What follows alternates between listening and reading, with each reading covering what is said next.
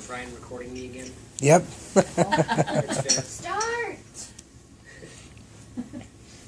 For the millions of Americans who watched it happen live on their televisions, the events of September 11th, 2001 will never be forgotten. The terrorist attacks of that day unleashed a complex set of emotions and an equally complex chain of reactions which altered our American landscape in a profound way. Another one? Trying to make sense of this horrifying tragedy is something Americans were forced to do in the days and weeks after September 11th. In fact, it is a process this nation is still undergoing now 13 years later.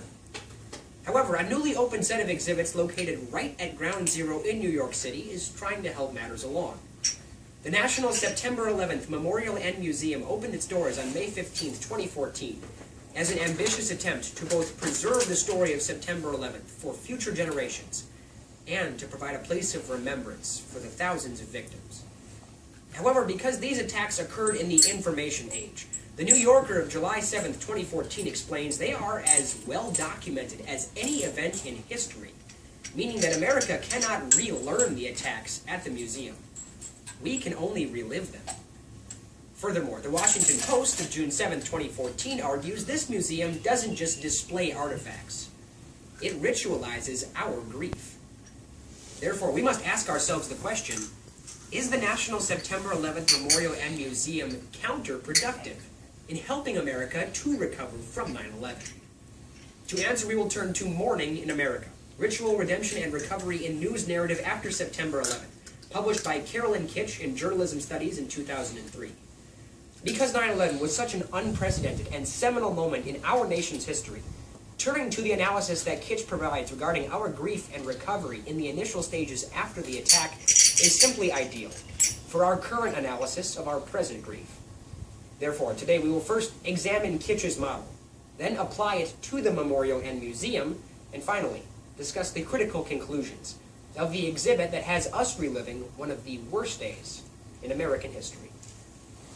To begin, we must delve into Kitch's model for how America processed grief in the aftermath of September 11th.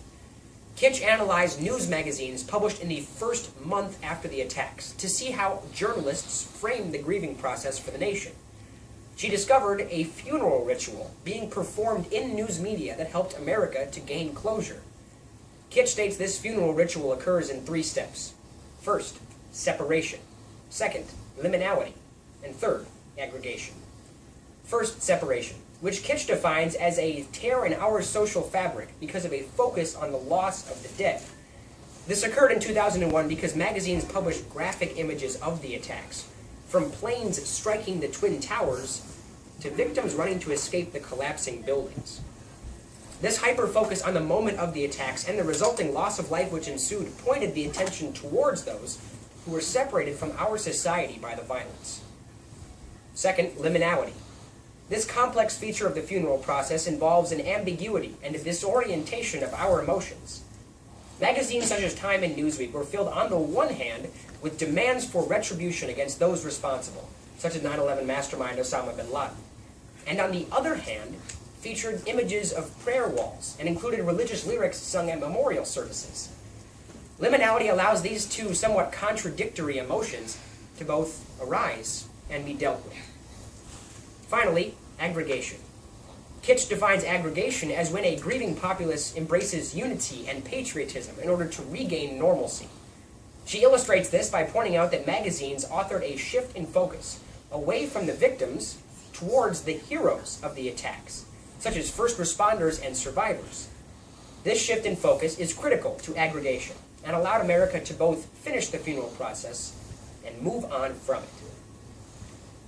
Now that we have a better understanding of Kitch's model for a funeral ritual, we must also understand that by visiting the 9/11 Memorial and Museum, we are having another 9/11 funeral as a nation. This is because it exhibits the exact same steps seen by Kitch in her analysis. First, separation. According to the Courier Post of September 11th, 2014, a 12-second-long video of the second plane hitting the Second World Trade Center tower is on display for all to see in the museum on a big screen, as it repeats endlessly on a loop. Furthermore, the article explains that a painstaking chronology of news footage, audio recordings, and phone calls has been carefully constructed within the museum forcing the viewer to relive September 11th moment by moment. Therefore, the focus that the museum has on the attacks of 9/11 themselves clearly reopens the funeral process through the step of separation. Second, liminality. This feature of the funeral process involves a roller coaster ride of mutually exclusive emotions. For example, the New York Post of September 11, 2014 explains that the shirt of the Navy SEAL who killed Osama bin Laden back in 2011 is on display in the museum, satisfying our desire for revenge against those responsible. However, the USA Today of May 15, 2014 offers that the Ground Zero Cross, a 15-foot tall cross-section of steel beams recovered from the Twin Towers wreckage, is also on display in the museum. The cross has long been a religious symbol for peace, even as the Navy SEAL's shirt is a symbol of violence. And the fact that both exist as such prominent displays in the same museum clearly illustrates that the museum continues a funeral process through the step of liminality. Finally, aggregation. In this step, which allows the grieving to gain closure and move on, the memorial and museum is sorely lacking. According to their own website at 911memorial.org, updated daily, the memorial exhibit features a photograph of every single one of the almost 3,000 victims of the attacks. But it treats them as just that, victims. Therefore, there is no shift in focus within the museum from victims to heroes as outlined by Kitch in her analysis. Furthermore, according to CBSNews.com of September 11, 2014, the memorial service held this past September 11th at the Memorial and Museum featured and centered on a reading of every single one of the almost 3,000 victims of the attacks' names. This continued and persistent focus on the victims directly contradicts the victim-to-hero shift outlined by Kitch as critical to the completion of a successful funeral process. Therefore, the Memorial and Museum clearly fails to provide aggregation for its visitors. Now that we have discussed both the model and applied it to the Memorial and Museum, we can answer the question, is the National September 11 Memorial and Museum counterproductive in helping America to recover from 9/11? Because it does not offer aggregation for its viewers, it does not constitute a successful funeral ritual, and therefore is counterproductive. Because without that ability to gain closure, America just can't move on, which can be further explored through two critical conclusions. First, the irresponsibility of not providing closure, and second, the divisiveness of the museum. First, once the original funeral process was complete 13 years ago, America, in some sense, was free to move on.